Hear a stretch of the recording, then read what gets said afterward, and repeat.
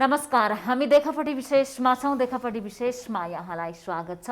संसद विघटन भएसँगै केन्द्रीय तहमा देखिएको राजनीतिक विभाजन नेकपाभित्र अब प्रदेश स्तरमा देखिएको छ र प्रदेश सरकारहरूका विरुद्ध अविश्वासको प्रस्ताव लैजाने वा प्रदेश सभा सदस्यहरूको हेडकाउन्ट गर्ने क्रम सुरु भइसकेको छ। त्यहाँ कसको समूहले सरकार बनाउन सक्छ भन्ने विषयमा बहस भइराखेको छ। त्यसको तयारीमा जुटिरहँदा प्रमुख प्रतिपक्षी दल भने सर्वोच्च अदालतकै निर्णय कुरेर जुन निर्णय आउँछ त्यो निर्णय मान्ने तर संसद विघटनको कदम असंवैधानिक भनेर आन्दोलन गर्ने भनेर भनिरहेको छ। त्यसबाहेक जनता समाज पार्टीको कुरा गर्ने हो भने उसले आन्दोलनलाई निरन्तरता दिइराखेको छ तर चुनावबाट पछि नहट्ने भनेर भनिराखेको अवस्थामा विभाजित नेकपाका दुई समूहका शीर्ष नेताहरूको भेला गर्ने क्रम पनि जारी रहेको छ र भेलामा सम्बोधन भएका शब्द व्यवहार शैली र एकअर्काको आलोचनालाई लिएर राजनीतिक रूपमा असल संस्कारको विकास नभएको कुरा छरपष्ट भएको छ। यसबाट आम जनताले पनि प्रश्न गरिरहेका छन्, आरोप प्रत्यारोपमा मात्रै राजनीति कहिलेसम्म सीमित रहन्छ, गाली गलौजमा मात्रै राजनीति कहिलेसम्म सीमित रहन्छ भनेर जनताले पनि यस विषयमा चासो देखाउन थालेका छन्। हामी यिनै समसामयिक विषयमा केन्द्रित रहेर आज देखापट्टि विशेषमा कुराकानी गर्नेछौँ। नेकपा ओली समूहका नेता डाक्टर बिन्दा पाण्डे हुनुहुन्छ, यहाँलाई स्वागत छ। समूह छुट्याउनु पर्ने अब म त्यस्तो समूह भन्दा पनि म चाहिँ अब अहिले नेकपाको हो।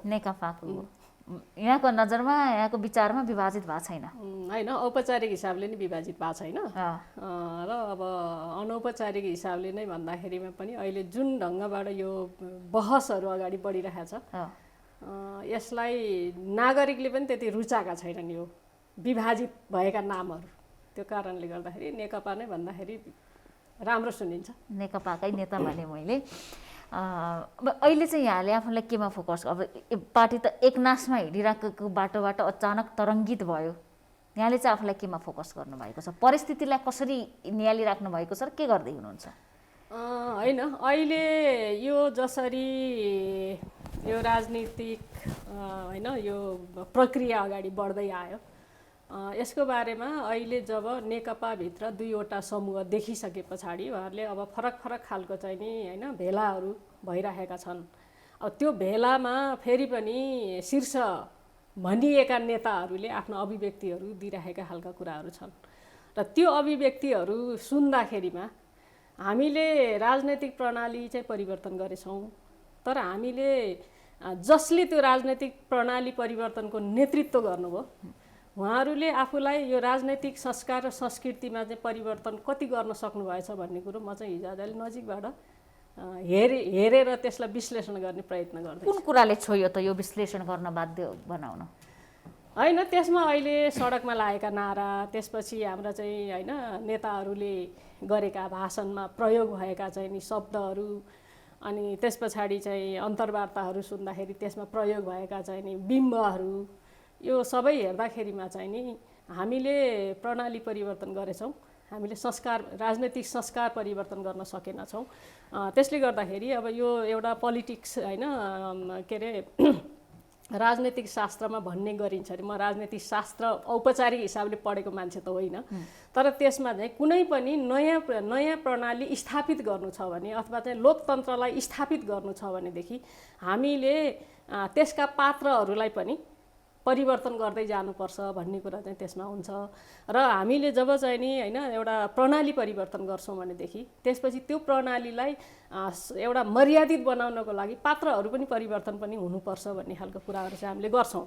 तर हाम्रो चाहिँ के भयो भने अब जस्तो पञ्चायतलाई फाल्ने आन्दोलनदेखि लिएर राजतन्त्र फाल्ने आन्दोलनसम्म र केन्द्रीकृत प्रणालीको ठाउँमा चाहिँ सङ्घीयता ल्याइसक्दाखेरिमा पनि तिनै व्यक्तिहरू चाहिँ नि नेतृत्वबाट बाहिर निस्कने खालको चाहिँ हामीले कहिले पनि त्यो विधि बनाएनौँ। किन भन्दा विधि बनाउने ठाउँमा उहाँहरू नै हुनुहुन्थ्यो र त्यो विधि बनाउँदाखेरिमा कुनै पनि राजनैतिक प्रणालीमा त्यो भित्र छिर्ने बाटो बनाउनुको साथसाथै निश्चित अवधि पछाडि बाहिरिने पनि बाटो बनाउनुपर्छ भन्ने खालको कुरो चाहिँ हाम्रो कुनै पनि राजनैतिक पार्टीहरूले पनि त्यो सोचेन र हाम्रो चाहिँ जुन ढङ्गबाट प्रणाली परिवर्तन भइसके पछाडि त्यसमा चाहिँ एउटा बौद्धिक जमातले पनि यसलाई सस्टेनेबल बनाउन अथवा दिगो बनाउन यो हिसाबबाट परिवर्तन गर्दै जानुपर्छ है भन्ने खालको कुरो चाहिँ अलिकति बौद्धिक हस्तक्षेप पनि कम भयो कि जस्तो चाहिँ हिजो आज मलाई लाग्न थालेको छ।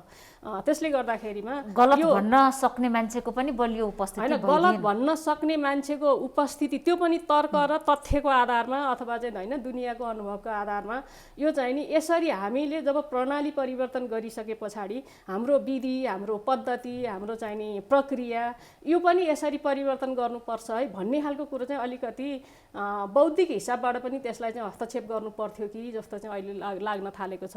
तर हाम्रो बौद्धिक समुदाय पनि कस्तो रह्यो भन्दाखेरि राजनैतिक नेताले जे भन्दा खुसी हुन्छ त्यही भनिदिने खालको अथवा चाहिँ आफ्नो फाइदा हेरेर बिना स्वार्थ त्यो बौद्धिकतालाई चाहिँ एउटा नागरिकको बिचमा पनि त्यसले चाहिँ हैन कसरी चाहिँ प्रशिक्षित गर्नुपर्छ त्यो चाहिँ राजनैतिक नेताको प्रशिक्षणले मात्रै मान्छे हैन प्रशिक्षित हुने।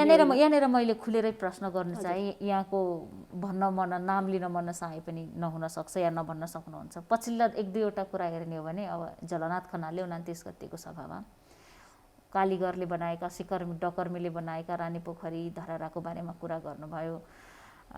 त्यसपछि प्रधानमन्त्रीले पनि के भन्नुभयो भने माधव कुमार नेपाल प्रचण्डका मामुली कार्यकर्ता हुन्, उधारो नगदको कुरा क्यारिकेचर गरेर भन्नुभयो। प्रचण्डका त आफ्नै तर्क छन्, धेरै कुरा भन्न सकिन एउटै प्रश्नमा। तर यो प्रवृत्ति हेर्दाखेरि हामी कुन पक्षलाई राम्रो भन्ने त? गल्ती त दुवै पक्षबाट भएको छ। त्यसले मैले अघि जुन भने नि त्यसले गर्दा हामीले प्रणाली परिवर्तन गर्यौं तर पात्र परिवर्तन गरेनौं। उहाँहरू मैले चाहिँ कसरी देख्छु भन्दाखेरि म जुन बेलामा विद्यार्थी आन्दोलनमा थिएँ पञ्चायतका विरुद्ध हामी लडिरहेका थियौँ। पञ्चायतका विरुद्ध लड्दाखेरि अहिले तपाईँले लिनुभएका तहका त्यही जेनेरेसनका नेताहरू नै हो हामीलाई सिकाउने। त्यतिखेर चाहिँ केन्द्र के गरिन्थ्यो भन्दाखेरि हामी समानता चाहन्छौँ तर यस्तो यस्तो यस्तो अनिखेर चाहिँ विभेद छ भनेर हामी विभेद र असमानताको चाहिँ नि ठुलो लिस्ट बनाउँथ्यौँ अनि त्यस पछाडि आन्दोलनमा जानुपर्छ भनेर हामीले त्यो हिसाबबाट हामी प्रशिक्षित भयौँ। उहाँहरूले हामीलाई चाहिँ नि दिने प्रशिक्षण त्यो खालको थियो। तर त्यसभन्दा पछाडि जब हामीले बौद्धल आयो, बौद्धल आइसके पछाडि चाहिँ असमानता छन् भने असमानता हटाउने प्रयत्न गर्नुपर्छ भनेर हामीले धेरै कुराहरू गऱ्यौँ र खास गरेर 62-63 को आन्दोलनमा आइपुग्दाखेरिमा चाहिँ त्यतिखेरसम्म के अरे समाजमा विभेद के छन् भन्ने खालको लिस्ट बनाएर त्यो विभेदलाई अब चाहिँ समानतामा रूपान्तरण गर्न के गर्नुपर्छ भन्ने लिस्ट बनाएर चाहिँ हामी अगाडि बढ्न थाल्यौँ। यो नयाँ पिँढी चाहिँ उहाँहरू चाहिँ नि असमानता के अरे समानता चाहने समानता ल्याउनको लागि असमानताले उहाँहरूको चाहिँ नि हैन सबै त्यो सूची पढाएर बस्नुभयो। तर पछिल्लो जेनेरेसन चाहिँ त्यो असमानताको सूची पहिल्यै छ तर त्यसलाई समानतामा परिवर्तन गर्न चाहिँ के गर्नुपर्छ भन्ने त्यो हिसाबबाट चाहिँ अहिले पछिल्लो चरणमा चाहिँ छलफल भयो। तर नेतृत्व चाहिँ त्यही असमानताको सूची बोकेर बस्ने पुस्तामै नेतृत्व रहिराखेर उहाँहरूले अहिले समय परिवर्तन भयो, अब असमानताका सूची पढेर हैन समानतामा जाने विधि प्रक्रिया र हैन त्यो चाहिँ कसरी चाहिँ लागू गर्ने भन्ने खालको कुरा चाहिँ उहाँहरूले त्यसलाई आत्मसात गर्न सक्नु भएन, त्यसलाई बोकेर अगाडि बढ्न सक्नु भएन भन्ने लाग्छ मलाई चाहिँ।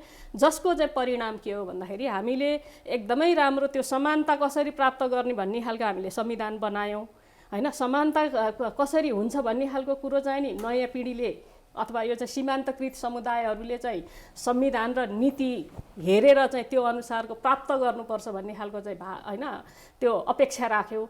तर नेतृत्व चाहिँ नि हिजोको त्यही असमानताको सूची मात्रै पढेर बस्ने र हिजो त यस्तो थियो अनि आज एकैपल्ट कहाँ हुन्छ भनेर त्यो कार्यान्वयन गर्ने खालको कुरामा र यो चाहिँ नि अब नयाँ समयमा नयाँ खालको संस्कार संस्कृति हामीले लोकतन्त्र त ल्यायौँ हैन।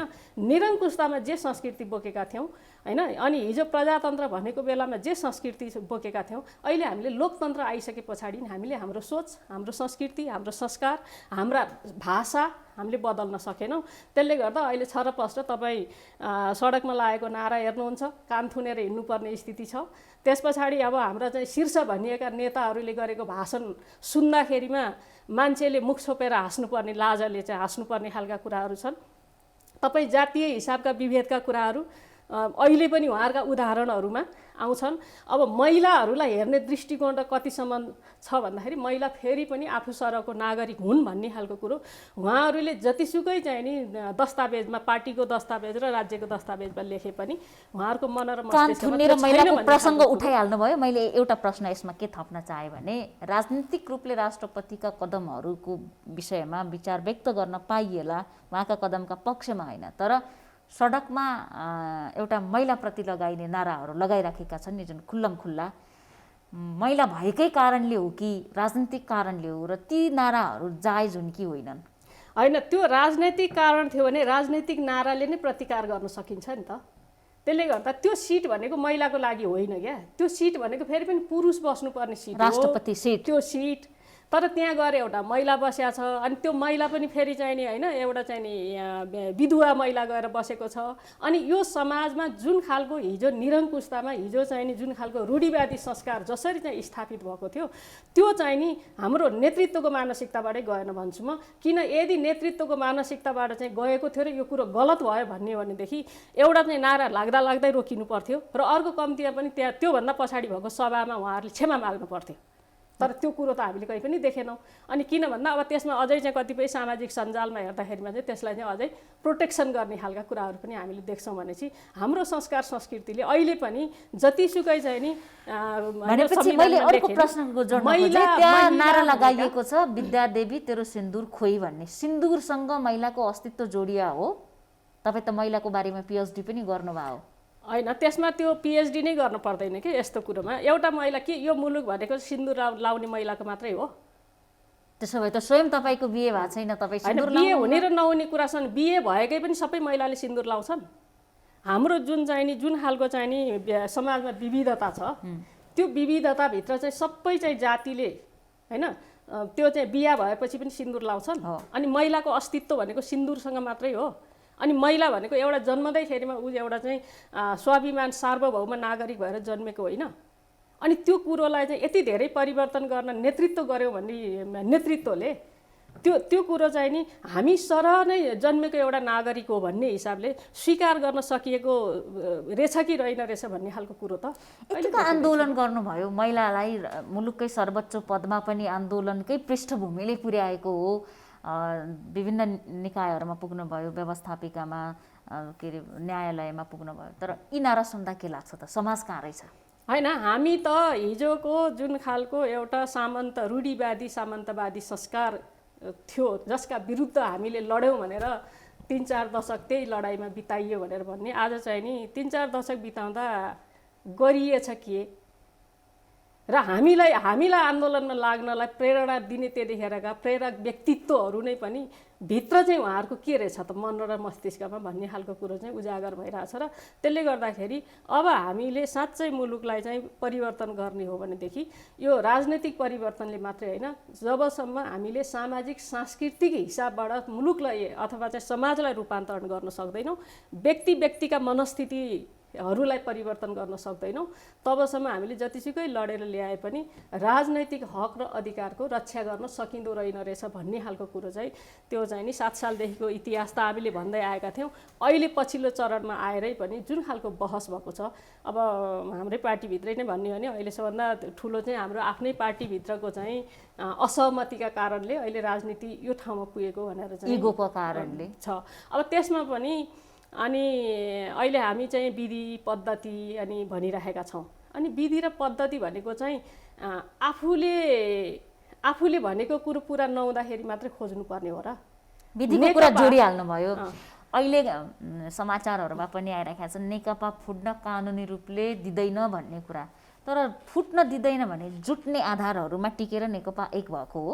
अनि मैले त्यही भन्न खोज्दै थिएँ, जुन बेलामा चाहिँ नि पार्टी एकता भयो, त्यो एकता हुँदाखेरिमा आज जसले सबैभन्दा धेरै विधि पद्धतिको कुरा उठाइराख्नु भएको छ नि, उहाँहरूले बनाएको जुन खालको विधान छ त्यतिखेर त्यो अन्तरिम विधानमा चाहिँ किन त्यस्तो खालको कन्ट्राडिक्सन होइन, त्यो कुराहरू चाहिँ उहाँहरूले स्वीकार गर्नुभयो। अनि त्यस पछाडि दुईजना चाहिँ अध्यक्षले हुन्छ भनेको कुरो, अनि सबै अरू त्यो अहिले चाहिँ शीर्ष भनिने सचिवालयमा बस्नेहरू सबैले किन त्यसमा ल्याप्चे लगाउनु भयो? उहाँहरूले ल्याप्चे लगाउनु, हामीलाई ल्याप्चे लगाउन लगाइयो भने भन्दिनँ म कि उहाँहरू आफैले पनि दुईजनाले जे दस्तावेज बनाउनु भयो त्यसमा ल्याप्चे लगाइयो। त्यो ल्याप्चे उहाँहरूले त्यतिखेर किन लगाउनु भयो भन्दा त्यो सत्ता स्वार्थकै कारणले हो।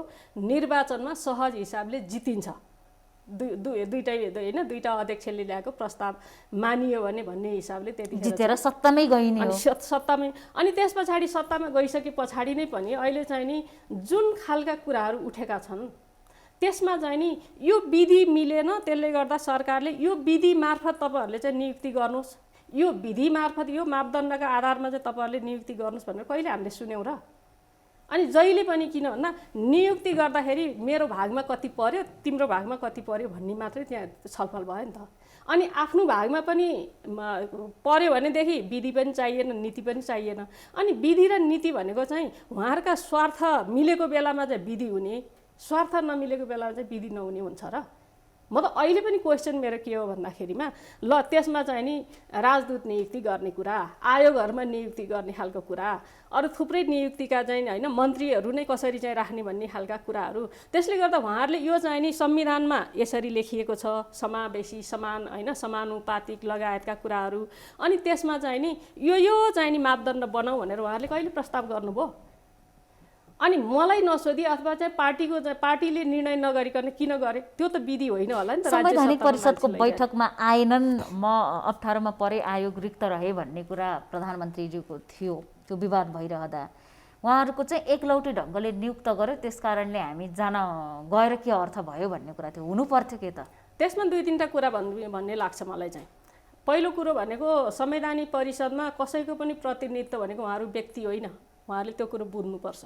उहाँहरूको पद हो, सभामुख भए पनि पद हो, प्रतिपक्षी दलको नेता भए पनि पद हो, त्यसमा चाहिँ होइन प्रधानमन्त्री भए पनि पद हो, प्रधान न्यायाधीश भए पनि पद हो।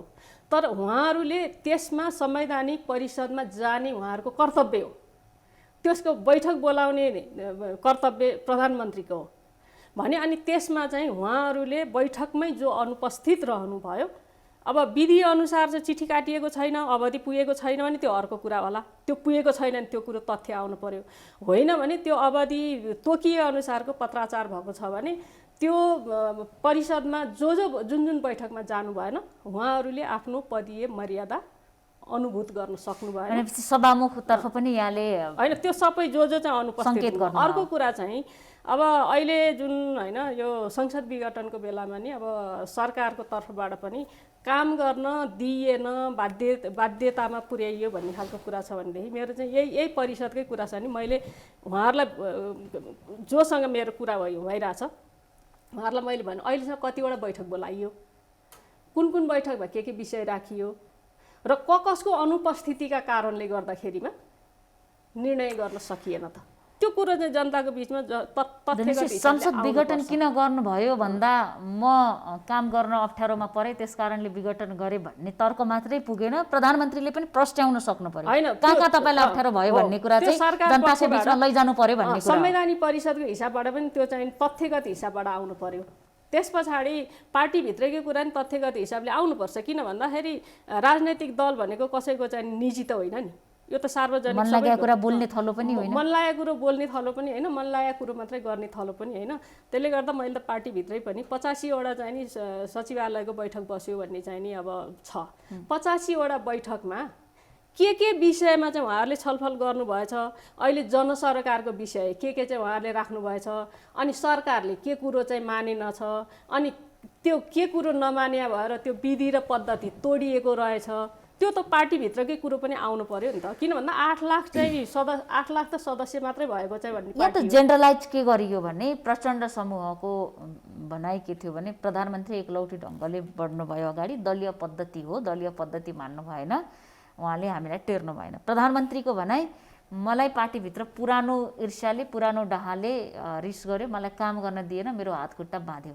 तर कहाँ के बाँध्यो भन्ने पनि जनताले अहिलेसम्म बुझ्न पाएको छैन, पार्टीले के काम गर्न दियो भन्ने पनि बुझ्न पाएको छैन, प्रधानमन्त्रीले कुन कुरा चाहिँ पार्टीले भने गर्दिन भन्ने कुरा पनि बुझ्न पाएको छैन। यसले गर्दा यसमा चाहिँ हो हाम्रो कम्युनिस्ट पार्टी दलीय व्यवस्थामा चाहिँ नि दलले भनेको कुरो मान्नुपर्छ भने दलले भनेको कुरो चाहिँ नि सबै कुरो त्यो चाहिँ लागू मात्रै गर्ने हो कि दलले चाहिँ नीति दिने हो कि होइन दलले घोषणापत्रलाई दलले चाहिँ मापदण्ड बनाइदिने हो। अनि त्यस पछाडि काम गर्ने कुरो त त्यो मापदण्डभित्र होइन त्यो चाहिँ नि नीतिभित्र त्यो सिद्धान्तभित्र बसेर काम गर्यो कि गरेन भन्ने कुरा होला नि। अनि हेर 3 जना मन्त्री छान्नु छ अनि 3 जनाले एकवटा पाएन भन्ने खालको कुरो चाहिँ विधि मिच्या भन्ने खालको कुरो हुन्छ। अनि 4 वटा चाहिँ नि राजदूत छान्ने बेलामा चाहिँ मलाई सोधेन त्यसले गर्दाखेरिमा चाहिँ मेरो मान्छे परेन भन्ने खालको कुरो विधि हुन्छ। राजदूतमा पर्ने मान्छे सत्तामा गइसके पछाडि त्यो चाहिँ म त सत्तामा मात्रै पनि भन्दिनँ, एउटा जनप्रतिनिधिको हिसाबले हिजो निर्वाचन लड्दाखेरिमा चाहिँ कुनै न कुनै दलबाट लड्नै पर्छ होइन कि स्वतन्त्र पनि लड्न पाइन्छ। स्वतन्त्र भन्ने चाहिँ नाम मात्रै हो अहिले होइन भने हिजो निर्वाचन लड्दाखेरिमा कुनै दलको प्रतिनिधि थियो भने पनि निर्वाचनमा निर्वाचित भइसके पछाडि म यो मुलुकको सबै नागरिकको प्रतिनिधि हुँ भन्ने अनुभूति गर्न सक्नुपर्छ जितेको मान्छेले। तर हाम्रो त दलको नेताहरूले त्यो दलभित्रैको पनि सबैको नेता आफूलाई ठान्नै सक्नु भएन। त्यो सङ्कुचनले गर्दा हामी यो स्थितिमा पुगेका हौँ।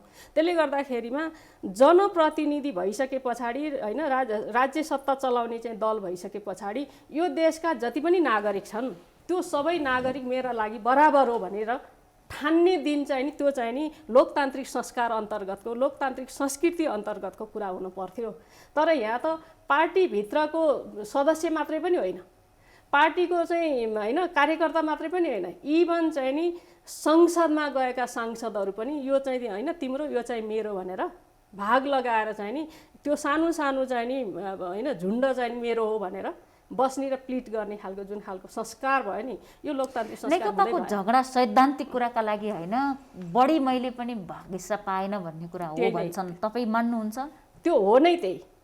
तपाईँ सैद्धान्तिक थियो भने त म फेरि पनि भन्छु सरकार चलाउनको लागि चाहिँ नि हाम्रो पार्टीले यो कुरो चाहिँ यो नीति यो विधि यो सिद्धान्तमा मातहत बसेर तपाईँ चाहिँ सरकार चलाउनुहोस्, तपाईँका कस्ता मान्छे नियुक्ति गर्ने होइन अनि कस्ता मान्छेलाई के काम दिने भन्ने खालका चाहिँ होइन कसरी चलाउने भन्ने खालको दिनु पर्थ्यो नि। तर आजका मितिसम्म एउटा नेपाली नागरिकले त्यो बहस भएको कुरो थाहा पाएको छ, त्यो सुनेको छ, त्यो फ्रेम पनि देखाएको छैन, त्यो फ्रेम पनि छैन त्यो अहिलेसम्म। त्यही भएर मैले त सचिवालयको बैठकमा के चाहिँ नि एजेन्डा राखेर चाहिँ छलफल गर्नुभएछ उहाँहरूले त्यो एजेन्डा मात्रै पनि नेपाली नागरिकले चाहिँ थाहा पाउनुपर्छ। किन भन्दा यो सत्ता चलाउने पार्टी हो, सत्ता चलाउने पार्टीले कोरोनाको यत्रो ठुलो चाहिँ नि होइन महामारीमा नेपाली नागरिक चाहिँ परिरहेको खालको स्थितिमा उहाँहरूले पदीय भागबण्डाको मात्रै सत्ता मोहका र आफ्ना स्वार्थका कुराहरू मात्र समूह स्वार्थका कुरामा मात्रै केन्द्रित हुनुभयो अथवा चाहिँ नि साँच्चै एउटा चाहिँ राज्यको बारेमा नागरिकको बारेमा सोच्नुभयो र यो लोकतन्त्रलाई स्थापित गर्नको लागि हामीले प्रणाली बसाउनुपर्छ भन्ने हिसाबबाट चाहिँ नि एजेन्डा राखेर छलफल गर्नुभयो। नेपाली नागरिकले त्यो 85 वटा चाहिँ नि सचिवालयको बैठकमा राखिएका एजेन्डाहरूको बारेमा सुसूचित हुन पाउनुपर्छ भन्ने चाहिँ म एउटा नेकपाको केन्द्रीय सदस्यको हिसाबले नै पनि अब मैले पनि पाउनुपर्छ, त्यो सबै नेपाली नागरिकको पनि अधिकार हो र यो कुरो फ्याक्ट अगाडि आएपछि मात्र यो साँच्चै त्यति भयो भने त सही गलत त जनताले पनि जज गर्ने मौका पाउँथ्यो होला नि। पाउनुपर्छ। जनताले त के भयो के भएन लोकतन्त्र भनेको चाहिँ अदृश्य कुराहरूमा कल्पना गरेर बस्नुपर्ने अवस्था जनतामा। लोकतन्त्र भनेको पारदर्शिता हो। लोकतन्त्रमा हरेक नागरिकले चाहिँ त्यो कुनै पनि पार्टीको त थाहा पाउनुपर्छ भने सत्ता चलाउने पार्टीको त झन् हरेक नागरिकले त्यो थाहा पाउने उसको अधिकारको कुरा हो। र त्यसपछि मैले अघि भने संवैधानिक परिषदकै कुरा गर्दाखेरिमै पनि संवैधानिक परिषदको चाहिँ बैठकमा को किन कहिले होइन को गयो को गएन र त्यसपछि उसले आफ्नो पदको मर्यादा राख्न सक्यो कि सकेन र अनि त्यहाँ चाहिँ नि कानुनले के भन्छ जानु पर्थ्यो कि पर्दैन थियो। हो किन भन्दा त्यहाँ जाने बित्तिकै चाहिँ बैठकमा गएपछि अब कतिपय अहिले पछिल्लो चरणमा सुनियो त्यो चाहिँ नि छलफल गरिएन। छलफल त बैठकमा गएपछि गर्ने होला नि त।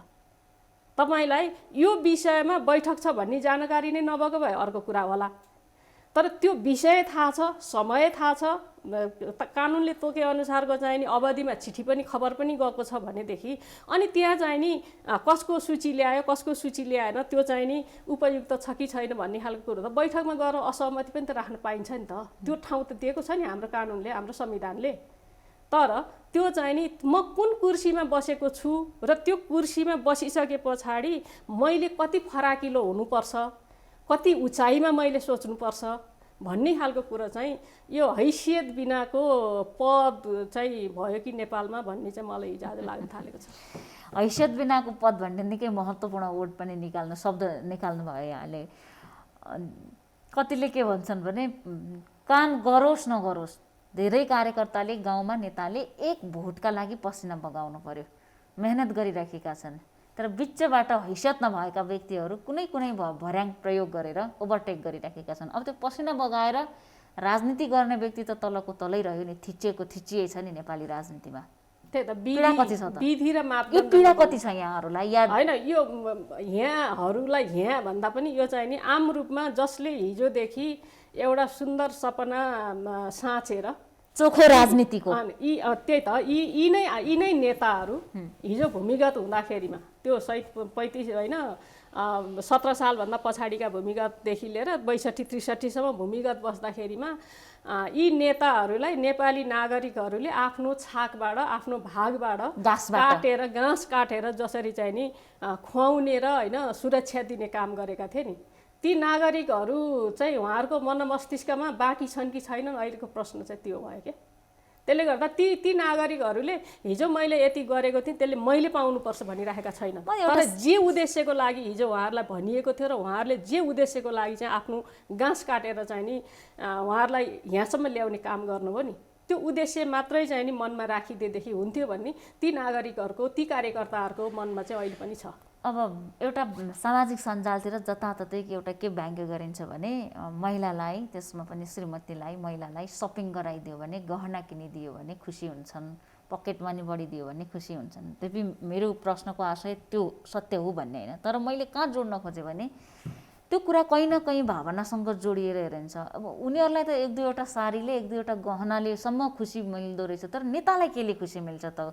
हिजो जङ्गलमा यो चाहिँ म फेरि पनि असहमति के भन्दा, यो हरेक ठाउँमा चाहिँ नि अनि यो महिलालाई मात्रै जोड्ने खालको जुन खालको कुरा छ नि, तपाईँ हिजो आज त के हो नि, अब त्यो चाहिँ नि त्यस्ता साडी ताडीका कुरा छोडिदिनुहोस्। आज पनि कसलाई होइन एकदम चाहिँ नि अब त्यो महँगा आइफोन कुनी के सुट बुटदेखि लिएर अब यो त उनैका कुरा हुन् क्या। यो त्यसले गर्दा उनका घर परिवारका कुरातिर फेरि पनि लगेर त्यो चाहिँ हरेक कुरामा महिलालाई जोड्ने कुरो बन्द गर्नुपर्छ। तर नेतालाई पनि महिलालाई त्यो भनिन्छ, तर नेतालाई घर पनि चाहिन्छ, पद पनि चाहिन्छ, रेड कार्पेट पनि चाहिन्छ, त्यो पनि भयो, व्यापार बिजनेस पनि भयो, ठुल्ठुला कम्पनीमा सेयर पनि भयो, नातेदारलाई पदपूर्ति पनि भयो।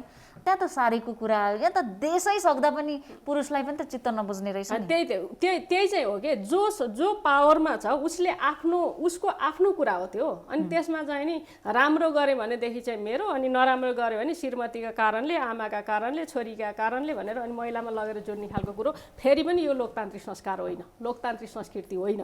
अहिले जति पनि जे भएका छन् ती चाहिँ नि जो सत्तामा छन्, ती सत्तामा हुने जो पावरमा छन्, जसले चाहिँ नि अनावश्यक हिसाबबाट पदको दुरुपयोग गरिरहेका खालका स्थिति छन् भने जसले गर्यो उसलाई चाहिँ भन्नुपर्छ र त्यो दुरुपयोग गर्नेलाई जोगाउनु पनि हुँदैन। तर दुरुपयोग गर्ने मान्छे मेन कर्ता ऊ हो। त्यसले गर्दाखेरि उसका चाहिँ नि पछाडि बसेका चाहिँ अदृश्य ती घर परिवारका मान्छेलाई चाहिँ त्यो हिंसा गर्न पाइँदैन।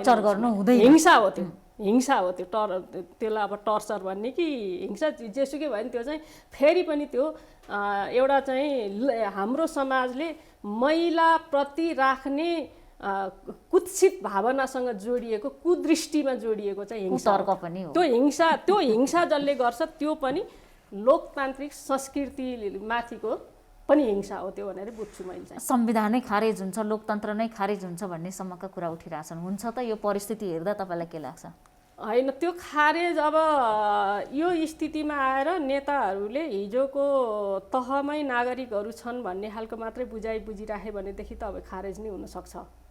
किन भन्दा अहिले त देखिएको छ नि त, के अरे हिजो संविधान बनायो, संवैधानिक के अरे यो संविधान सभाले बनाइसकेको संविधानमा केही चाहिँ नि व्याख्याको आवश्यकता पर्ला, केही त्रुटि होला, त्यसले गर्दा त्यसको व्याख्याको लागि चाहिँ संवैधानिक इजलास चाहिन्छ भनेर होइन संविधानमै व्यवस्था पनि गरियो। अब अहिले अदालत भन्ने थियो, अहिले इजलाससम्म व्यवस्था भयो। संसद चाहिँ नि अब विघटन भएको छ। अब यो मुद्दा चाहिँ अहिले संवैधानिक इजलासमा गएको छ। अब त्यस पछाडि अब अहिले सडकमा जानुभएका साथीहरू चाहिँ के भन्दै हुनुहुन्छ भन्दाखेरिमा अब त्यहाँ पनि अब त्यो कति तादम्यता छ भन्ने खालको एउटा कुरो उहाँहरू भन्नुहुन्छ, हामी संसद जीवित छ, हामी जीवित छौँ, हामी यहाँ छौँ भन्नुहुन्छ। अर्को उहाँहरू जीवित भएदेखि होइन त्यो संसद त्यहीँ भएदेखि अनि मुद्दा बोकेर फेरि किन अदालत उहाँहरू आफै गएको रिट त अरूले हालेको थियो त अरूकै मुद्दामा पनि त्यही छलफल हुन्थ्यो होला अनि त्यसपछि संसद विघटन भएको स्वीकार गरेर अनि फेरि त्यहाँ जानुहुन्छ अनि अदालतमा अहिले चाहिँ मुद्दा छ अनि त्यो पुनर्स्थापना हुन्छ भन्नुहुन्छ अनि त्यसपछि प्रधानमन्त्रीको चाहिँ नि कार्यकाल वैशाखसम्म चुनावसम्म हुन्छ भनेर पनि भन्नुहुन्छ त्योभन्दा पनि दुःखदायी कुरो मलाई चाहिँ के लाग्छ भन्दा यो तहका 70 वर्षसम्म हामीले लोकतन्त्रका लागि लड्यौँ भन्ने यो नेतृत्व आज पनि सडकमा गएर अनि अदालतले मैले भनेको जस्तो निर्णय गरिदियो भनेदेखि चाहिँ नि मान्छु मैले भनेभन्दा फरक निर्णय भयो भनेदेखि चाहिँ मान्दैनौँ भनेर भन्छ यो लोकतान्त्रिक संस्कार हुन्छ अनि यसले हामीले मात्रै होइन धेरै नेताले के उद्घोष गरिराख्नु भएको छ भने यदि संसद पुनर्स्थापना र यो संसद विघटन सदर र बदर गर्ने कुरामा आफू अनुकूल भएन भने रक्तपाततिर मुलुक जान सक्छ द्वन्द्व हुन सक्छ यहाँ ठुलो दुर्घटनामा मुलुक फस्न सक्छ हामी सडकमा आन्दोलन गर्छौँ हामी छोड्नेवाला छैनौँ भन्नुहुन्छ त्यसो भए अदालतको निर्णय मान्ने कि नमान्ने यदि नेताले यस्तो भन्छ भने जनताले पनि एउटा अपराध गरेको अपराधीले पनि आफू अनुकूल न्याय भएन भने म अर्को अपराध गर्छु भन्न मिल्छ त्यही मेरो क्वेसन पनि त्यही हो त्यसले गर्दा संविधानमा यदि अझै पनि अस्पष्टता रहेछ भनेदेखि 2/3 संविधान संशोधन गर्न सकिन्छ भन्ने खालको कुरो त त्यही लेखिएकै छ त त्यसले गर्दा संविधानमा चाहिँ यहाँनिर चाहिँ अझै पनि अस्पष्टता रहेछ त्यसले गर्दाखेरि अब चाहिँ नि आउने निर्वाचनमा अब कसैले 2/3 माग्यो भने त्यो 2/3 किन भन्दा त्यो अस्पष्टतालाई स्पष्ट गर्नको लागि यो चाहिँ नि संविधानमा रहेका चाहिँ नि जुन खालका कमीहरू छन् त्यो कमीहरू चाहिँ बदल्नको लागि हामी चाहिँ त्यो गर्छौँ भनेर चाहिँ नि भन्नु पर्यो नि लोकतान्त्रिक संस्कार हुनेले त ल निर्णय गरेछ भोलि चाहिँ पुनर्स्थापितै गरेछ भने पनि ल अहिले चाहिँ नि अस्पष्ट रहेछ भने पुनर्स्थापित संसदमा पनि त्यो कुरो लैजानु पर्यो एजेन्डाको लागि र हामी लैजान्छौँ र त्यसलाई करेक्सन गर्छौँ भन्नु पर्यो विघटन गर्ने पक्षले मान्नु पर्यो यदि भएन भने सडकमा गएको पक्षले मान्नु पर्यो न्याय मान्ने हो भने त्यसले गर्दाखेरि हामी चाहिँ शक्ति पृथकीकरणको कुरा पनि गर्ने अनि शक्ति पृथकीकरणको कुरा गर्दा सरकारले लगेको एजेन्डा व्यवस्थापिकामा अड्काइदिने अनि सांसदहरू त्यसमा चाहिँ के चाहन्छन् उनीहरूको ओपिनियन के हो उनीहरूलाई बहस गर्ने ठाउँ पनि नदिएर एउटा समस्या त्यहाँबाट पनि आएको हो नि त सरकारले बिजनेस व्यवस्थापिकामा लान्छ अनि व्यवस्थापिकामा चाहिँ नि सचिवालयमै त्यो चाहिँ अड्काइदिने अनि हेर सांसदहरूको बिचमा त्यसमा चाहिँ नि औपचारिक हिसाबले बहस गर्नै नपाउने खालको स्थिति मात्रै हैन संसदभित्र सांसद निष्पक्ष हुन्छ भनेर आम जनतालाई बुझाइएको छ संविधानले त्यो अधिकार दिएको छ निष्पक्ष भूमिका निर्वाह गर्न तर पटक पटक व्हिप जारी गर्ने नाममा सांसदहरूको राइट हनन भएको हो संसदभित्र हैन तपाई व्हिप जारी गर्ने नाममा संसदको राइट हनन भयो भन्नुहुन्छ त्यसमा म चाहिँ संसदभित्र हेर्दा 2-3 वटा कुरा चाहिँ भन्छु एउटा कुरो भनेको सरकारले दिएको बिजनेस त्यसमा ठिक बेठिक तर्क वितर्क गर्ने राइट भनेको बहस गर्ने कुरा भन्न पायो त्यसले गर्दाखेरि सभामुख लगायतको सचिवालयको चाहिँ नि जुन हैन दायित्व भनेको त्यसलाई संसदमा प्रवेश गराइदिनु त्यसो हो भने त अहिलेको चर्चित विषय एमसीसी जो अन्तर्राष्ट्रिय स्तरको प्रसङ्ग विषय बन्यो राजनीतिक पार्टीमा छलफल हुने 1-to-1 वार्ता हुने दलहरूको बीचमा सत्तारूढ पार्टीभित्र छलफल हुने तर संसदमा छलफल कम हुने किन हो त एमसीसी को बारेमै कुरा जोड्नु त्यो त प्रवेशै गरेको छैन सरकारले सचिवालयमा लगेर चाहिँ छलफल त त्यहाँ हुनुपर्ने हो नि पास हुनुपर्ने त संसदबाट हो एजेन्डा त्यहाँ भनेर लग्यो त्यसपछि चाहिँ नि अब त्यहाँ चाहिँ नि अब जुन हाम्रो कार्यव्यवस्था हुन्छ त्यहाँ त्यो कार्यव्यवस्थाले त्यसलाई पास गरेर चाहिँ अब त्यसमा सभामुखको मुख्य रोल हो अब त्यो आजका मितिसम्म चाहिँ नि संसदमा त त्यो औपचारिक हिसाबले के अरे प्रस्तावै अगाडि आएको छैन भने तपाईँ नेपाली नागरिकले छानेर पठाएको 275 जना जो चाहिँ नि प्रतिनिधि सभाका सांसदहरू छन् उनीहरूले त त्यसमा औपचारिक बहसै गर्न पाएका छैनन् सही हो कि गलत भन्नै पाएन किन भन्दाखेरि उनीहरूले त्यहाँ बहस गर्दाखेरि ती मान्छे पनि त विवेक बोकेर आएका छन् नि त अनि ती मान्छेहरू चाहिँ नि त्यो औँठा छाप मात्रै हैन त्यहाँ चाहिँ हुन्छ र हुन्न भन्ने मात्रै आएको हो अनि जान्नेले चाहिँ नि बाहिर नै बहस गर्ने मात्रै खालको जुन खालको कुरा छ नि यो चाहिँ लोकतान्त्रिक संस्कार अथवा लोकतान्त्रिक पद्धतिमाथि चाहिँ यहाँ पनि हनन गरेको छ र व्यवस्थापिका पनि यसमा चाहिँ दोषी छ भन्छु मैले अर्को कुरा चाहिँ संसदभित्र गइसके पछाडि व्हिप त लाग्छ दलीय प्रणालीमा तर व्हिप लाग्नुभन्दा पहिला संसदीय दलभित्र ती दलका सांसदहरूले आफ्ना कुरा खुलस्त राख्न पाउनुपर्छ।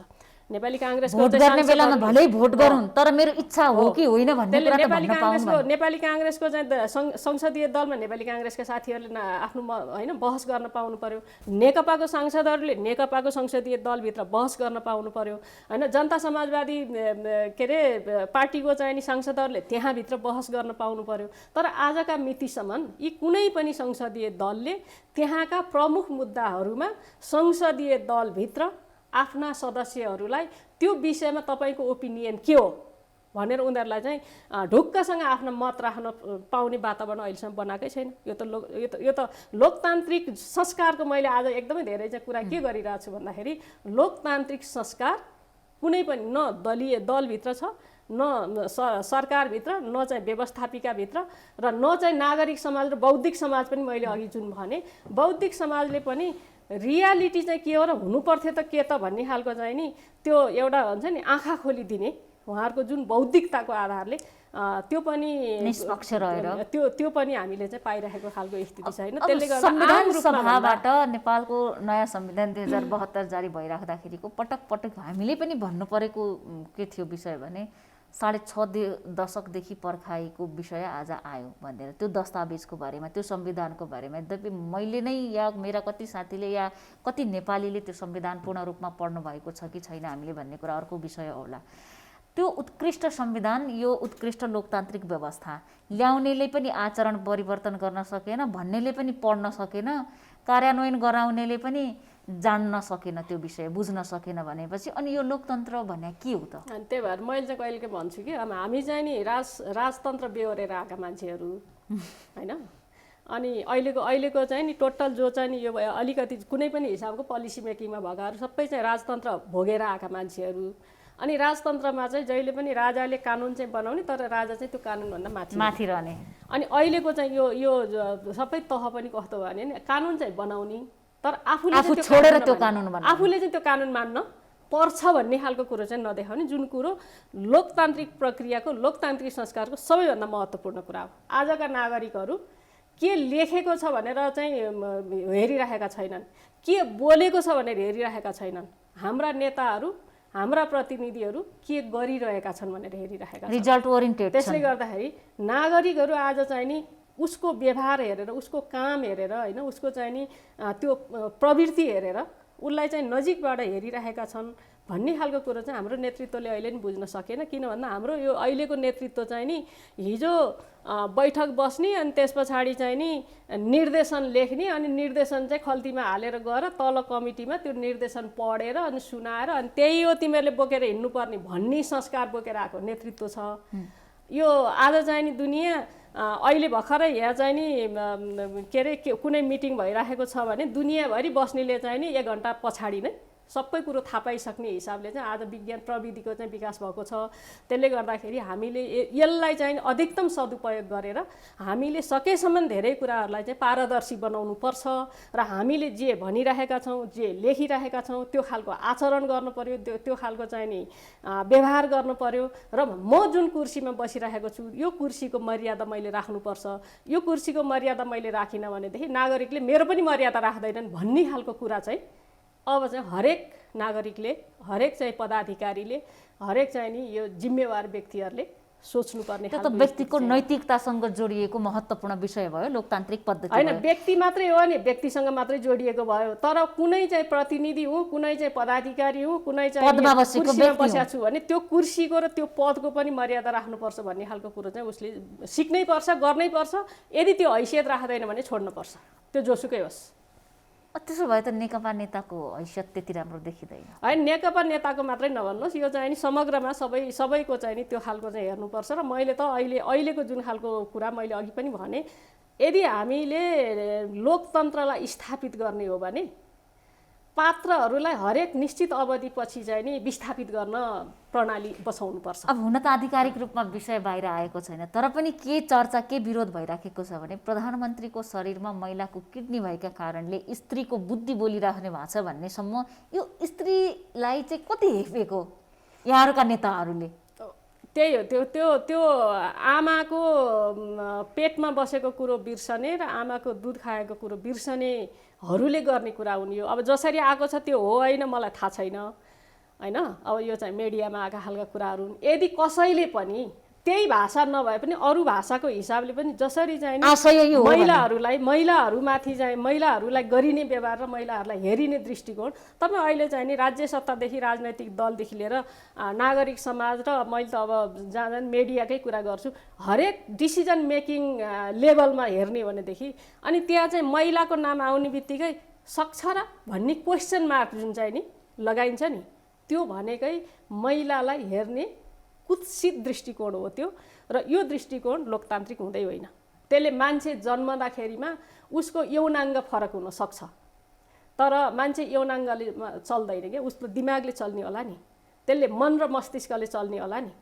अनि मन र मस्तिष्क उसको कस्तो छ होइन, ऊ चाहिँ नि उसले कसरी चाहिँ व्यवहार गर्छ, कसरी चाहिँ बोल्छ, कसरी चाहिँ होइन काम गर्छ भन्ने खालको गर्दा नि त्यो मान्छेको यौनाङ्ग के छ भन्ने कुरालाई चाहिँ सबैभन्दा महत्त्वपूर्ण होइन ठाउँमा राखेर अनिखेर सोच्ने कुरा भनेको यो एकदमै धेरै अब के भन्छ त्यसलाई इङ्ग्लिसमा भन्दा सेक्सिस्ट कल्चर भन्छ क्या अरे होइन। अब त्यो खालको चाहिँ नि यो एकदमै लैङ्गिक विभेदपूर्ण यो चाहिँ नि कुदृष्टि भन्छु मैले चाहिँ। यो यो यो परिवर्तन नहुन्जेलसम्म तपाईँले जस्तोसुकै लोकतान्त्रिक कुरा लेख्नुहोस्, जस्तोसुकै चाहिँ नि पद्धति र प्रणाली बसाउनुहोस्, दृष्टिकोण त्यो पनि त्यो एकदमै निर्णय गर्ने सार्वजनिक पदमा बसेका मान्छेहरूको दृष्टिकोण परिवर्तन भएन भनेदेखि यो चाहिँ नि अरू कुराले मात्रै चाहिँ हुँदैन भन्ने कुरो अहिले त यो पछिल्लो चरणमा त झन् धेरै एकदम अनुभूति हुन थालेछ। किन भन्दा यो अनुभूति नि किन हुन्छ भन्ने मलाई लाग्छ भन्दा हिजो जुन बेलामा पञ्चायतको विरुद्धमा हामी लडिरहेका थियौँ त्यतिखेर यस्ता कुराले मान्छेहरू सचेत थिएनन्, त्यसले गर्दा यस्ता कुराले छुँदैन थियो। यी अभियान सशक्त पनि थिएनन् अनि अभियान पनि थिएन। त्यस पछाडि प्रजातन्त्र जुन चाहिँ नि बहुदल आइसके पछाडिको स्थितिमा क्रमशः यो सचेतना बढ्दै बढ्दै गएर अहिले यो लोकतान्त्रिक गणतन्त्र आइसके पछाडि जस्तो सङ्घीय प्रणालीमा हामी गइसके पछाडि भनेको त अहिले त शासन प्रणाली चलाउने भनेको त स्थानीय तहमा पनि अधिकार छ, प्रदेशमा पनि अधिकार छ, सङ्घीय तहमा पनि अधिकार छ। त्यसले गर्दा यो जति पनि हामीले कुरा गरिरहेछौँ यो चाहिँ नि के अरे उत्तरदायित्व बोकेको कुर्सीका कुरा र पदका कुरा, यो पद भनेको केन्द्रमा मात्रै छैन, त्यो चाहिँ नि त्यो ओडादेखि लिएर नै त्यो तहदेखि नै हेर्नुपर्ने खालको स्थिति छ। र मान्छेहरू अहिले एकदमै धेरै सूचनामा पहुँच छ, चेतना छ, तर त्यो चेतनालाई संस्कारमा बदल्न चाहिँ फेरि संस्कारमा बदल्ने कामको नेतृत्व भने त नेतृत्वले नै होइन, नेतृत्व पङ्क्तिले नै गर्नुपर्छ। तर नेतृत्व पङ्क्ति संस्कार परिवर्तनको नेता हुन सकेको छैन। त्यसले गर्दा अहिलेको यो जति पनि होइन नारा सुन्दा कान थुन्नुपर्ने, अन्तर्वार्ता सुन्दाखेरिमा चाहिँ नि कान थुन्नुपर्ने, भाषण सुन्दाखेरिमा चाहिँ नि सामान्य मान्छेले नि यस्तो मान्छेले यस्तो भाषण पनि गर्छ होला र भनेर चाहिँ अनुमानै नगरेका खालका कुराहरू चाहिँ नि लज्जा बोध गर्नुपर्ने जस्ता कुराहरू भनेको चाहिँ यो पङ्क्तिले संस्कार संस्कृति परिवर्तनको नेतृत्व गर्न सकेन। र अब त राजनीतिको नेतृत्व पनि यो पङ्क्तिले सहज हिसाबबाट त्यो एक्जिट खोजेर ननिस्कने हो भनेदेखि दुर्घटनामा पर्नुहुन्छ जस्तो लाग्छ मलाई। पार्टी फुट्नेदेखि मुलुक अहिले जुन अवस्थामा गएको छ, शान्ति प्रक्रियाले एउटा निष्कर्ष लिनुपर्ने अवस्थामा, मुलुकले विकासतर्फ अग्रगति लिनुपर्ने अवस्थामा मुलुक जसरी धकेलिँदैछ, यहाँले भन्नुभए जस्ता ती नेताहरू गइदिनु होला त उहाँहरूलाई नै पद चाहिएर त मुलुक यति पछाडि धकेलिँदैछ। अब यो त यस्तो हुन्छ, अब गइदिनुहुन्छ कि गइदिनुहुन्न, मैले त योभन्दा पहिला नि उहाँहरूले अब मन पराउनुहुन्न त मलाई थाहा छ। त्यो मेरो पार्टीकाले मात्रै होइन, कुनै पनि पार्टीका त्यो अहिले शीर्ष भनिने तहमा बस्ने नेताहरूले यस्ता कुरा मन पराउनुहुन्न। तर मैले चाहिँ के भन्छु भन्दा यो पञ्चायत फाल्नको लागि सक्षम भएको जुन लिडरसिप छ नि, त्यो लिडरसिप जबसम्म चाहिँ नि यो आजको लोकतान्त्रिक गणतन्त्रको पनि शीर्ष नेतृत्वमा रहिरहेको छ, मुलुकले त्यति नै धेरै चाहिँ नि दुर्भाग्य भोग्दै जान्छ। एकलट नेताहरूले अब बसिदिनुपर्छ भन्ने कुरा उहाँ त्यही हो। त्यो अघि मैले भने नि त लोकतन्त्रलाई स्थापित गर्ने हो भने अथवा परिवर्तित प्रणालीलाई पद्धतिलाई स्थापित गर्ने हो भनेदेखि पात्र पनि परिवर्तन हुनुपर्छ र त्यो सिस्टम हुनुपर्छ। तर हाम्रो कुनै पनि पार्टीमा कुनै पनि त्यो ठाउँमा चाहिँ पात्र परिवर्तन गर्ने चाहिँ हामीले त्यो सिस्टमै बनाएको प्रवृत्ति पनि त्यो सिस्टम बनाउन उहाँहरू रेडी पनि अहिलेसम्म चाहिँ हुनुभएको छैन। तर त्यो अब जुन हामी अहिले चाहिँ नि उहाँहरूभन्दा पछाडिको पुस्ता, कतिपयले दोस्रो पुस्ता तेस्रो पुस्ता भन्नुहुन्छ, त्यो पुस्ता भनेको पनि प्रवृत्ति बोकेको पुस्ता चाहियो फेरि। त्यसले गर्दा उमेरका पुस्ताले मात्रै हुँदैन, त्यसले दोस्रो पुस्ताको कुरा त गर्नुभयो। अहिले गगन थापा, योगेश भट्टराई लगायतका नेताहरूको पनि भाषणहरू सुनिराखेका छन्, जसलाई एउटा आशावादी नेताहरू, युवाहरू भनेर पनि भनिन्छ। उहाँहरूको उद्देश्य जेसुकै होला, तर उच्चारण गर्ने शब्दहरू जनताको आकर्षणको विषय बनेनन्। त्यही त संस्कार, जुन खालको संस्कार हो नि, उहाँहरूले पनि त्यो संस्कार परिवर्तन गर्न सक्नु भएन कि फेरि पनि एउटा गाली नै गर्ने संस्कार एउटा चाहिँ हामीले अब गाली गरेर अर्कालाई गाली गरेर हामी नेता हुने होइन, मेरो एजेन्डा लगेर म नेता हुनुपर्छ भन्ने संस्कार हामीले स्थापित गर्न जरुरी छ। अब आउने निर्वाचनकै कुरा गर्नुहुन्छ भने नि, निर्वाचनमा केपी ओलीको सरकार किन होइन गलत रह्यो भनेर मात्रै भएन क्या। गलत रह्यो भन्ने कुरा किन गलत भयो नि, होइन मैले चाहिँ के गर्छु भन्नु पर्यो।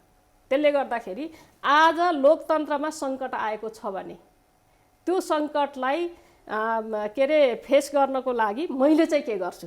मैले यो प्रश्न सोध्नेवाला नै थिए, अन्तिम प्रश्नमा एउटा कुरा भन्छु मैले, अहिले चाहिँ जस्तो सरकारले पनि काम गर्न दिएन भनेर भनिरहेछ नि, काम गर्न दिएन भनेर मात्रै भएन के, तथ्यसङ्गत हिसाबले यो काम गर्न खोजेको मैले हो, तर यो काम यो कारणले गर्दाखेरि मलाई गर्न दिएन, त्यो गर्न नदिएको कारणले गर्दाखेरिमा म चाहिँ नि फ्रेस म्यान्डेट लिनको लागि चाहिँ मैले चाहिँ हाउस विघटन गरेर त्यस पछाडि चाहिँ अब निर्वाचनमा जान बाध्य पारियो भन्ने कुरो, त्यो अर्को पक्षलाई गाली गर्ने होइन कि, त्यो फ्याक्ट बेस भएर अब भोलि निर्वाचनमा जाँदाखेरिमा चाहिँ त्यो निर्वाचन पछि चाहिँ मैले के गर्छु त भन्ने, यो चाहिँ नि अगाडि हेरेर यो फरवर्ड लुकिङ एजेन्डा भन्छ नि, अगाडि हेरेर चाहिँ हामीले चाहिँ अब यसरी काम, ल भोलि चाहिँ सिस्टम बसाउँछौँ त हामी, के सिस्टम बसाउँछौँ, मनोनयनमा के सिस्टम बसाउँछौँ, पार्टीमा चाहिँ नि एक्जिट पोलिसी के ल्याउँछौँ, त्यस पछाडि सरकारमा चाहिँ हामीले एक्जिट पोलिसी के ल्याउँछौँ, एकपल्ट चाहिँ नि प्रधानमन्त्री भइसकेपछि लगातार 2 पल्टसम्म 3 पल्टसम्म कतिपल्ट हुन पाउने हो, एकपल्ट त्यहाँबाट छोडेपछि फेरि दोहोऱ्याएर त्यो आँखा लाउन नपाउने खालको चाहिँ सिस्टम ल्याउँछौँ कि ल्याउँदैनौँ, एकपल्ट पार्टीको चाहिँ नि सर्टेन होइन लेभलमा बसिसके पछाडि र त्यो छोडे पछाडि निश्चित अवधिपछि त्यसमा फेरि दोहोऱ्याएर आउन आँखा लगाउन नपाउने खालको सिस्टम ल्याउँछौँ कि ल्याउँदैनौँ, त्यसले कुनै सर्टेन चाहिँ नि निर्वाचन पद्धतिमा कतिपल्टसम्म हामी निर्वाचन लड्न होइन पाउँछौँ भन्ने जस्ता कुरा, एक्जिट पोलिसी के हो त, त्यो खालको कुरा नि आउनु पर्यो। अनि अहिले जे कुरा चाहिँ नि लोकतान्त्रिक भएन भनिएको छ त्यसलाई चाहिँ प्रणालीगत हिसाबबाट चाहिँ नि स्थापित गर्नलाई अब हाम्रा चाहिँ नि यी राजनैतिक दलहरूले चाहिँ के चाहिँ नि एजेन्डा लिएर आउँछ, के पोलिसीहरू लिएर आउँछ र भोलि उहाँहरू चाहिँ नि त्यो ठाउँमा निर्वाचित भए पछाडि एउटा इन्डिभिजुअल सांसद अथवा चाहिँ दलको हिसाबले पनि के गर्छौँ भन्ने खालको कुरो त ल्याउनु पर्यो नि त। अहिले नै भन्नुहोस् न तपाईँ, सङ्घीयतामा हामी गयौँ, तर सङ्घीयतामा गइसके पछाडि न हाम्रो पार्टीले सिकायो न राज्य सत्ताले सिकायो। हिजो केन्द्रीकृत राज्य सत्ता हुँदाखेरिमा चाहिँ केन्द्रीय सांसदको जे भूमिका थियो सङ्घीयतामा गएपछि त्यही भूमिका हो, तर हामीले भूमिका परिवर्तनको कुरो कहिले गरेन, न हाम्रो पार्टीले गर्यो, न राज्य सत्ताले गर्यो, न सांसदहरूले गर्यो। हामीलाई नीति बनाउने कुरो, विधि बनाउने कुरो, कानुन बनाउने कुरोमा छलफल गर्ने हामीसँग टाइम नै छैन। हामीलाई चाहिएको छ के भन्दा 6 करोड र 4 करोड, अनि 6 करोड बिजुली ल्याउने, बत्ती ल्याउने, भाषण दिने, होइन त्यो के ल्याउने हो त, त्यो त तलका होइन जनताले थाहा पायो होला। अनि जसले चाहिँ नि यो भएन, यो सङ्घीयतामा चाहिँ यो 4 करोड 6 करोड 10 करोडको कुरा होइन, हामीले तहगत हिसाबको चाहिँ पोलिसी बनाऊ, तहगत हिसाबको चाहिँ कार्यक्रम बनाऊ, त्यो खालको परियोजना चाहिँ बनाऊ र मुलुकको चाहिँ नि मन्त्री हुने भनेको निर्वाचन क्षेत्रको हो, जिल्लाको हो, समग्र राष्ट्रको होइन। तर हामीले अहिले जति पनि चाहिँ यो 3 वर्षको हेऱ्यौँ भने नि त्योभन्दा पहिलाको हेऱ्यो, अब यो सङ्घीयताको कुरो भने त्यो 5 वर्षको कुरा नै हेर्ने होला। यतिखेर हेर्दाखेरिमै पनि जो मान्छे मन्त्री भयो बजेट उसका जिल्लामा गयो, उसको निर्वाचन क्षेत्रमा गयो, अनि चुनाव लड्नु छ, अनि लोकतान्त्रिक संस्कार हुन्छ यो, अर्को चुनाव लड्नु छ, जित्नु छ। अनि त्यस पछाडि राज्यले त कस्तो गरेछ प्रसङ्ग जोडिहाल्नु भयो। अब अन्तिमतिर पनि छौँ, मन्त्रीको ठाउँमा बजेट जाने कुरा त हाम्रो त एउटा स्वाभाविकै भइसक्यो, यो अस्वाभाविक हो। तर यहाँ त कहाँसम्म भएको छ भने सांसदहरूले थुप्रै खर्च गरेर 5 वर्षका लागि सांसद भए, धेरै सांसदहरू ठेक्कापट्टा गर्ने व्यक्ति पनि आए, धेरै घुमाउरोबाट पनि आए। अब बिचैमा यसरी पद चटक्क जाला भन्ने त सोचेको थिएन, धेरै माउडाहा भएको छ हो। अब त्यो थाहा छैन कतिको औडा भयो के गर्यो। अब प्रत्यक्ष निर्वाचन लड्नेहरूलाई त्यो होला होइन, हामी त अब समानुपातिक पर्यौँ। अब त्यसमा पनि अब जस्तो चाहिँ त्यसमै पनि हामीले चाहिँ पैसा खर्च गरेर आफू अनुकूलको नीति गरेर नीतिगत भ्रष्टाचारमा संलग्न हुन आएका र त्यही पदबाट उठाउन आएकाहरू त अहिले त त्यो धेरै समानुपातिकलाई चाहिँ नि अब यसले छुँदैन भन्छु म होइन। त्यसले गर्दाखेरि तर हामीले एउटा के कुरा गरेका थियौँ होइन, संसदमै पनि जस्तो मैले यसपालिकै नीति कार्यक्रममै छलफल गर्दाखेरिमा नि त्यो 5 करोड 6 करोड र 4 करोडको खुब बहस भएको संसद विकास कोषको कुरा, निर्वाचन क्षेत्र विकास कोषको। अब त्यो निर्वाचन क्षेत्र विकास कोषको त्योभन्दा पहिला हामीले चाहिँ के मेयर उपमेयरहरूसँग वेबिनारमा छलफल पनि गरेका थियौँ, त्यसको प्रभावकारिता के छ त भनेर। उहाँहरूको कुरा के थियो भन्दाखेरि हामीले आफ्नै बजेट त कार्यान्वयन गर्न सकिरहेका छैनौँ, त्यसले गर्दा माथिबाट हामीलाई यो खालको कार्यक्रम फेरि हामी मार्फतै गर्ने कुरो सम्भव पनि छैन, यो प्रभावकारी पनि छैन। त्यसले गर्दा हामीलाई उहाँहरूको चाहिँ नीतिगत होइन सुझाव आवश्यक छ। टेक्निकल्ली उहाँहरूले चाहिँ हामीलाई चाहिँ सुझाव दिने खालको कुरो कहाँ इन्भल्भ गराउने हो त्यो खालको चाहिँ व्यवस्था गर्नुपर्छ। तर यो पैसा नै चाहिँ ठुलो कुरो होइन, पैसा नै त हामीसँग अब त स्थानीय तहमै छ नि भन्ने खालको कुरा गर्नुभएको थियो। मैले संसदमा चाहिँ त्यो नीति कार्यक्रममा बोल्दाखेरिमै पनि 4-5 वटा बुँदा राखेर यो निर्वाचन क्षेत्र विकास कोषको बारेमा यसपालि चाहिँ नि अब कोरोनाको कहर पनि भएको कारणले स्थगितै गरौँ, अर्को वर्षसम्म चाहिँ यसलाई चाहिँ एउटा अध्ययन गरौँ, यसको प्रभावकारिता के हो, आवश्यकता छ कि छैन। अब त्यो सांसदहरू इन्भल्भ हुनुपर्छ मात्रै भन्ने खालको हो भनेदेखि सङ्घीय सांसदहरू प्रदेश र स्थानीय तहको चाहिँ नि होइन विकासे कार्यक्रम बनाउँदाखेरि कसरी सहभागी हुने नीति बनाऊ। त्यसपछि प्रदेशको सांसदहरू पनि तलको नीति बनाउँदा कसरी सहभागी हुने नीति बनाऊ। तर यो पैसामा आँखा नलगाऊ भन्दाखेरि तपाईँहरू समानुपातिक आउनेलाई के थाहा भन्ने खालको कुरा चाहिँ अब त्यतिखेर त्यो विधिकै बारेमा चाहिँ नि क्वेसन उठ्ने खालका कुराहरू भए। तर अब यसमा मसँग प्रमाण छैन, मसँग कुनै तथ्य पनि छैन, तर त्यही वेबिनारमा केही चाहिँ तलका साथीहरूले हेर्दा अब 100% त नहोला तर बहुमत सांसदहरूको जुन चाहिँ उहाँहरूले त्यो चाहिँ निर्वाचन क्षेत्र विकास कोष लैजानुहुन्छ कन्ट्र्याक्टरलाई त्यो दिइसकेपछि सर्टेन पर्सेन्टेज उहाँहरूलाई फिर्ता आउँछ। त्यही फिर्ता आएको पैसाले उहाँहरू चुनाव लड्नुहुन्छ। त्यसले गर्दाखेरि उहाँहरू यो छोड्न तयार हुनुहुन्न भन्ने कुरा चाहिँ उहाँहरूले भन्नुभएको छ। जनप्रतिनिधिकै कुरा हो नि, स्थानीय तहका जनप्रतिनिधिले भनेको कुरा हो। तर अब यसमा चाहिँ मसँग प्रमाण के छ भने मसँग प्रमाण चाहिँ छैन। दिइसकेपछि लिएको कुरा त प्रमाणमा देखिँदैन नि। हो, त्यसले दिइ त सक्यो कानुनी रूपमा, लिने त इनलिगल हो, गैर कानुनी रूपमा। यो खालको कुरा चाहिँ के हो भन्दा हामीले मैले भने नि सङ्घीयता प्रणाली परिवर्तन गरेपछि हाम्रो प्रक्रिया पनि परिवर्तन हुनु पर्थ्यो, हाम्रो विधि पनि परिवर्तन हुनु पर्थ्यो। निर्वाचन क्षेत्र तर हामीले केही पनि त्यो न विधि परिवर्तन गर्यौँ, न प्रक्रिया परिवर्तन गर्यौँ, न हाम्रो माइन्ड होइन परिवर्तन गर्न हाम्रा पार्टीहरूले चाहिँ हामीलाई प्रशिक्षित गर्ने काम गरे। त्यो त केही पनि गरेको छैन। अनि त्यसपछि प्रणाली मात्रै परिवर्तन गरेपछि त अब यो चाहिँ नि दिगो भएन, नेपालमा चाहिँ कुनै के टिकेन, कसले सरापेको भन्ने खालका कुरा। यो चाहिँ नि त्यो सरापेको कसैले हो भने पनि यो जसले चाहिँ नि प्रणाली परिवर्तनमा चाहिँ योगदान गर्यो तर नीति विधि प्रणाली संस्कार परिवर्तनमा चाहिँ व्यवस्था गर्यो, सराप्या भए पनि जे भए पनि तिनैले गरे हो भन्ने लाग्छ मलाई चाहिँ। समयका लागि धेरै धेरै धन्यवाद। हस्, यहाँलाई पनि धन्यवाद। धन्यवाद। हामी देखापट्टि विशेषमा थियौँ, कुराकानी गरिरहेका थियौँ नेपाल कम्युनिस्ट पार्टी नेकपाका नेता डाक्टर बिन्दा पाण्डेसँग। उहाँसँग पछिल्लो राजनीतिक परिस्थिति, त्यसमा पनि विशेष गरी नेकपाका दुई समूहको भेलामा सम्बोधन गरिने भाषणहरू, सडकका नारा, यसमा लोकतान्त्रिक सभ्यता देखिएन र भाषण गर्नेको आचरण, नारा लगाउनेका शब्दहरूले जनतालाई घोचिराखेको छ, जसलाई नेता मानिराख्नु भएको छ जनताले, नेताले, कार्यकर्ताले। उहाँहरूबाट राम्रो योजना, राम्रो भिजन, मुलुकको विकासका लागि, सुशासनका लागि भन्ने विषयमा सुन्नुपर्ने ठाउँमा मै राम्रो फलानु नराम्रो भन्ने कुरा सुन्दा जनतालाई पनि वाक्कदिक्क भएको अवस्थामा चाहिँ यो लोकतान्त्रिक संस्कार कस्तो हुनु पर्थ्यो र राजनीतिक पार्टीका पछिल्ला क्रियाकलाप, त्यसमा पनि नेकपाको विषयमा केन्द्रित रहेर आज हामीले देखापट्टि विशेषमा उहाँसँग कुराकानी गऱ्यौँ। उहाँसँगै देखापट्टि विशेषबाट आज हामी सबै बिदा चाहन्छौँ। भोलि नयाँ पात्रका साथ उपस्थित हुनेछौँ।